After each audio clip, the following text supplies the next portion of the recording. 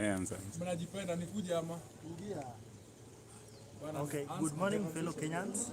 My name is Chadwick Griffin Okoth. We are here at Ufungamano House under Yala. Okay, basically Yala is an organization that we formed to unite all the youth to fight for our rights as youth in the whole nation. Yeah, Yala is non-partisan. That means that we don't support any political parties, and we invite every youth in every corner of this nation to support us, to join us, be it whether the political party you are. Yala is always home. That is the first thing.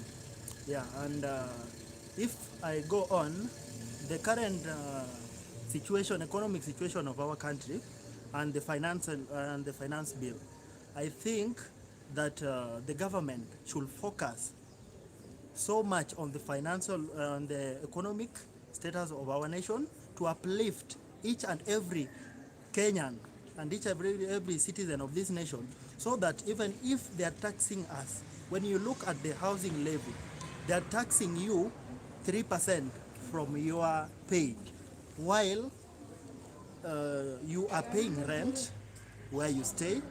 The sugar is costing around 300.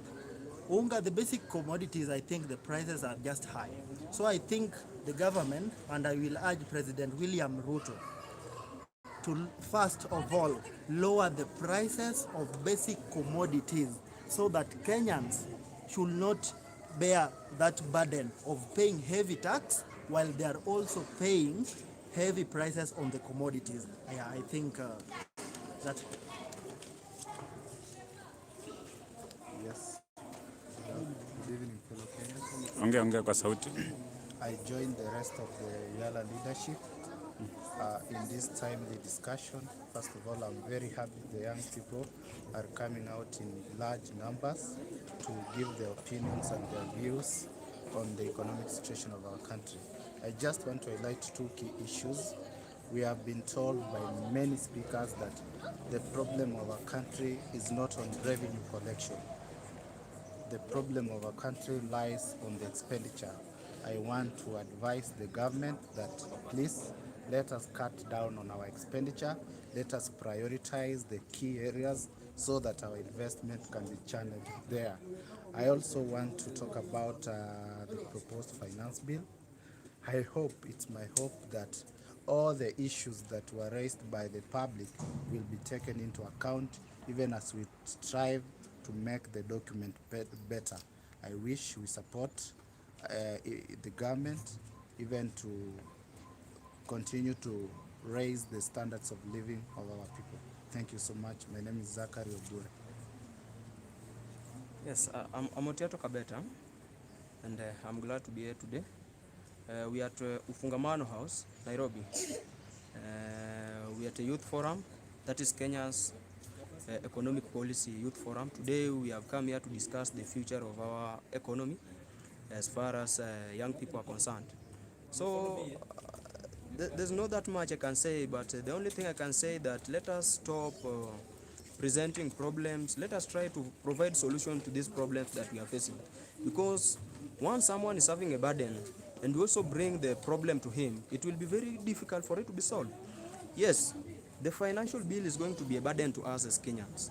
But how are we going to work out so that things can be better for us? How are we going to advise the government so that things can be better for us? Because by the end of the day, if we start yelling that, oh, it's bad, but we are doing nothing, we need to act. My problem is that we are yelling too much and we are not acting. So the financial bill, like content creators right now, that 15%, someone might think that you're getting too much money from these platforms. But you guys, the content creators, use a lot of money. Expenses are very high. You have to pay your site, you have to pay. I'm also having a website for news. And I had to pay for me to upload that website. You also have to pay some people so that they can make your content go viral. On top of that, there are also other taxes that are being charged by those platforms. For example, YouTube. YouTube is giving us something very small. So our government should sit down and come up with a amicable solution. Yesterday, I had our deputy president saying that we are having 9.6 trillion. Okay, I can't remember the value, but 9 point something trillion. as debts. And so the only way we can pay the debts is by increasing taxes. I want to say that we cannot solve a problem by creating a problem, because they know very well that when they increase the taxes, high cost of living is going to rise again. Imagine right now, fuel for those who are living in the rural is 200 Kenya shillings per liter. What about by the end of the day? By the end of the day, if they increase the VAT from 8 to 16, multiply that, it will be roughly 230, 240. And it is the common mwananchi who is feeling the pain, because these people, they are driving heavy vehicles, heavy machines, fuel guzzlers, but they are getting all this money from our pockets. So there's not much I can say, but I would like to urge the youth to rise up, wake up, so that they can help the government do something better for them, because there can be no solution by just presenting problems. Thank you. Hi, I'm Mary Letitia. I'm also a representative at Yala, and I want to talk about this issue of youths and students when they finish school. We see most of them, they are burning up their papers, which they have been working so hard to achieve the grades and all that stuff, and they have made a lot of sacrifices, but they end up burning up their papers.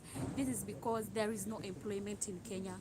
There is no employment in Kenya. The youths are discouraged, and as you look at the financial bill, actually it's an overweight to the youths, actually, because the youths are the future. The future economy of Kenya depends on the youth. Everything depends on the youth, and if they start making us feel like we are belittled, like we don't have any value in this country, then definitely we are discouraged. So I won't talk much, but I want to address William Ruto, the president. Kindly do not make the youths feel like they don't belong in this country, because they can also rise up. When it comes to politics, they only depend on the youth so much. During campaigns, during what, they depend on the youth. But when it comes to job opportunity, the youths are left behind. Like right now, so many youths are unemployed, yet they participated very well in politics, which is not okay. So that's why I think most of the youths are burning up their papers, because they don't see any worth in them. And this thing of connection and all that stuff, maybe someone has done so well in school, someone has gone to very big universities, but because of this thing of connection, then they see, like me, I don't have a connection. What will I do with my papers? Where will I go with my papers? So they'll just end up burning them because they don't have connections. So kindly, youths, let's not agree with this financial bill at all. Let's stand up for our other fellow youths who are suffering outside there, and just refuse it. And maybe just to ask you one or two questions. Number one, we from the past 1 week, we've seen more than 5 young people kill themselves because of lack of a job. I mean, from your side, and you being a comrade, what comes in your mind? What comes in my mind first is, we are starving. We are starving. We don't have food. We don't have food because of high cost of living. Why high cost of living? Because of this financial bill. It's killing us. So I think it's just depression, because you don't see, like, you are in a country where you have a future in. You're in a country where you can't even support yourself financially. Then you don't see the worth of maybe living. Yeah. But is it a good idea for someone, to decide to take their lives, comparing to someone who burnt the papers? What's your take? Okay, my take is, don't take your life. The papers, you can get them back when you get money, but taking your life is another thing. It's so depressing. Youths are very depressed. Youths are very, very much depressed. That's why they kill themselves. So I can advise you, usichome usijiue, choma hiyo karatasi, tutatafuta ingine. And I'm not telling you to choma that karatasi, just be wise. Yeah. And perhaps today we are expecting to see Honorable Jimmy Wanjigi and the picky ponky guy. He became famous because of that. I mean, from the both legends, and of course we have one of your youth leader, who is Thabita. What are you expecting today? They're gonna enlighten the youths. They're gonna talk to them about this economy. They're gonna enlighten them about the financial bill. They will take them through, they'll empower us youths so that we can know and we can see and decide for ourselves. Yeah, mostly it's about economy. Yeah, because the economy of this country is not good and it's not going well. And perhaps any business you're engaged in and how if it's performing or not. Any businesses? No, the only business that brought us is just to talk about economy. Yeah, only that. Thank you so much. You're welcome. You can go. Yeah, so thank you so much for joining.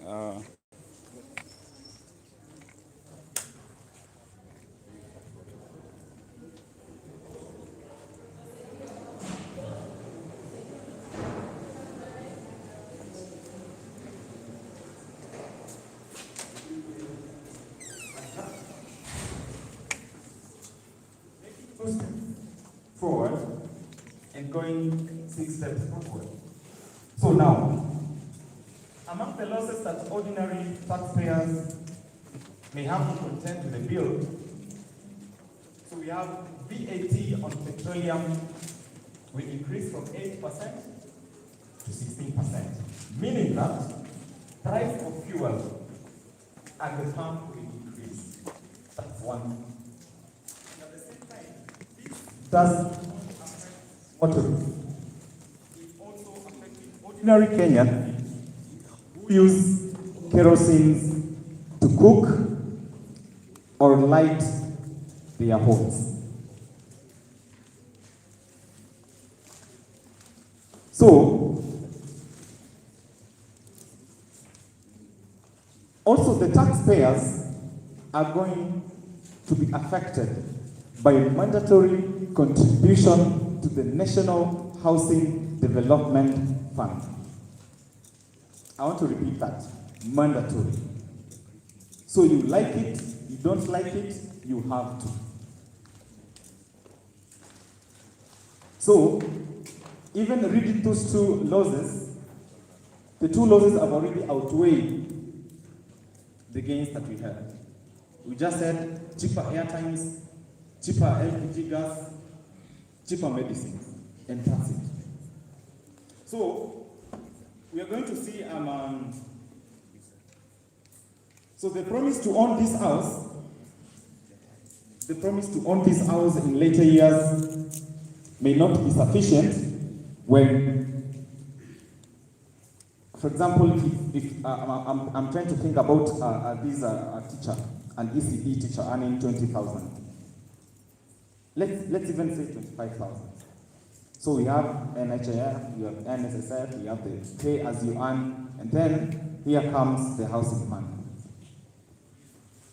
And by just bad luck, you are servicing a loan.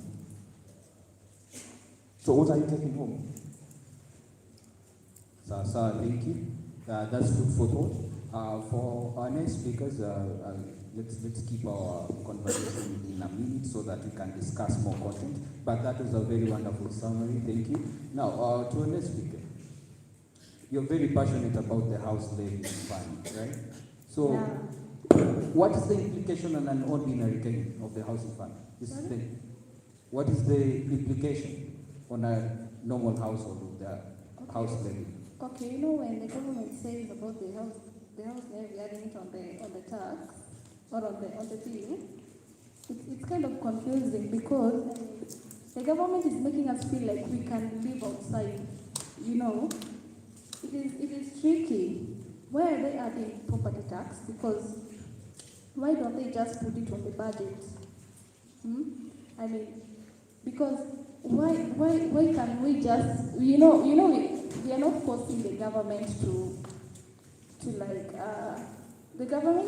the government is forcing us to pay for the houses, which even we don't say that let me say there are houses that are free, that are vacant, to mean people